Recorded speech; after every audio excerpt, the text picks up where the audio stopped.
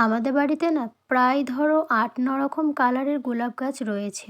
কিন্তু কি বলো তো, তোমরাও কখনো দেখোনি আর আমারও তোমাদেরকে ফুল দেখানোর সুযোগই হয় না। তার একটাই কারণ এইটা। দেখতে পাচ্ছ ডালটা ভেঙে পড়ে আছে। এত সুন্দরভাবে গাছটা উঠছিল, আমি ভেবেছিলাম গাছটাকে এবার একটু বড় টবে শিফট করব।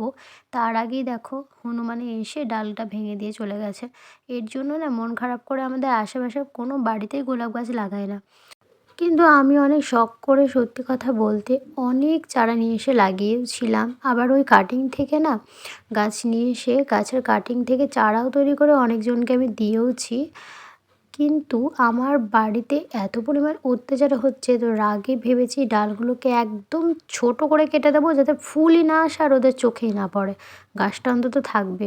মানে এত পরিমাণ আমার রাগ হচ্ছে না, ছাদে আসার পর থেকে আমার মনটা প্রচণ্ডই খারাপ যে কেন আমার সঙ্গে মানে এতটাই খারাপ হচ্ছে, সব কিছুতেই খারাপ হচ্ছে আর কি।